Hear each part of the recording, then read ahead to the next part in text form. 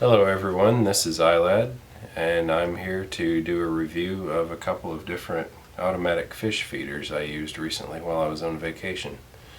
This is the more generic kind. It's by Aqua Culture. I picked this up for about $13 at Walmart. It's a pretty basic drum style automatic feeder. Battery goes in here. Food goes inside the drum. I found this to be pretty adequate. There's a couple of things that I'm not crazy about that are probably just me, may not apply to everybody. So you put the food in the drum here, put the lid on, and then with the battery inside, what happens is the drum rotates and this orange tube picks up food as it goes around. Of course, it has to be sitting level.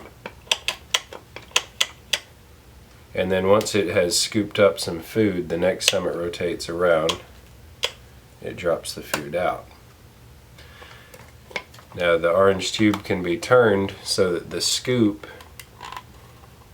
can either pick up more food, a little bit less food, or very little food. And with it set to the absolute minimum,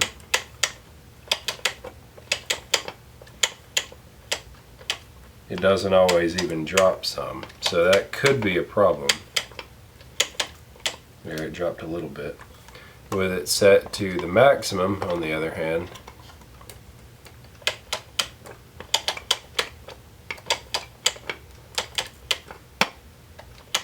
it drops quite a lot more.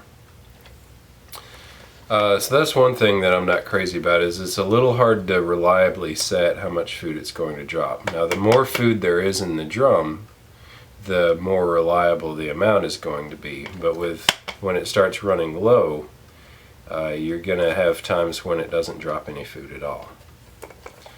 The bottom has a clamp.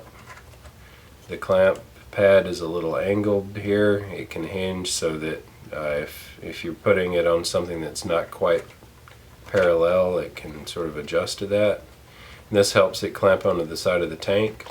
Or you can pop the clamp off and simply set this on a flat lid or a flat surface near the tank.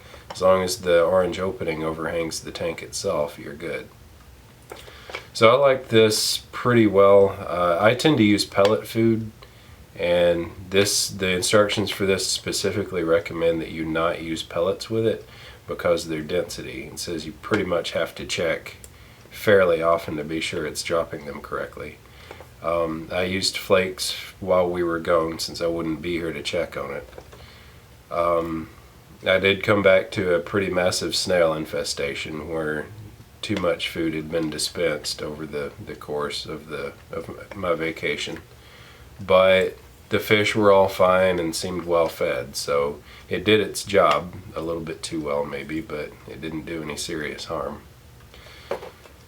I do like the fact that you can either use the clamp or set it on top of the tank, which is what I actually ended up doing.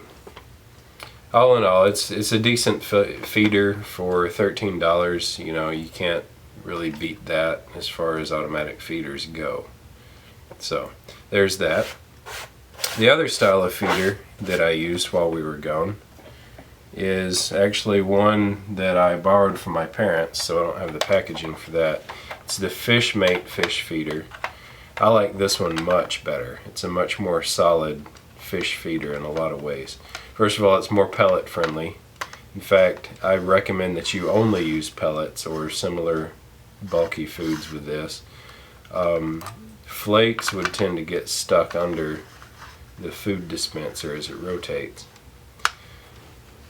What I like about this one is that you can precisely measure each and every feed dosing. What you do is you put your food into the little compartments, however many pellets you want your fish to eat each day. And then with one pin in it, it will rotate one of these sections over the feeding hole every 24 hours or so, and as it rotates over a period of an hour or 3, the pellets spill out. Then the next time it's set to feed, it does it again. Now these pens can be adjusted.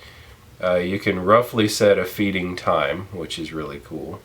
If your fish are used to a particular feeding time, you can set them to you can set them to be fed at 3 in the afternoon or whatever. You can put in multiple pens if your fish need to be fed more than once per day. You can put up to 4 pens are included with this, so up to 4 daily feedings. I only had 1 pen in for 1 daily feeding because that's normally what I feed anyway. But however many pens is the number of times per day it will feed. Now there's 14 compartments that can be filled at any one time. There's actually 15, but one is always going to be over the hole. With only 1 pen in, that means it will feed once per day for 14 days. If you put 2 pens in, it will feed twice a day for 7 days, and so on. So using 1 pen is what my fish were used to anyway, and it stretched out for 2 weeks worth of feedings. Now, just like the other feeder, this one takes a single AA battery. It does have an on-off switch, which the other one does not have, so you can leave the battery in but turn it off while you're at home. And another feature that I really like about this one is that there's actually an air input. If you hook up an aquarium air pump to this input, it will blow a steady stream of air through this compartment to keep moisture out of the food and keep the food from sticking together. So that's kind of nice. The other feeder could really use that feature, especially since you're stuck using flakes. I did find that a lot of the flakes were stuck together or stuck to the sides of the feeding compartment when I got home. You can see that some of it is still not coming out. All in all, I would highly recommend using pellets with this feeder. I feel like it's a more reliable feeder. You know what you're getting, you know what your fish are going to get. It is a little bit more expensive. I think my parents paid about $20 for this one, and it may be hard to find locally as opposed to the drum feeder, which is pretty easy to find. But ordering online, paying the shipping, paying the extra money is worth it because you can plan your fish's meals much better. So that's my favorite feeder, and a feeder that's not my favorite but does the job. It's adequate. I don't regret having a couple of them, and I'll be using them again in the future. Thank you.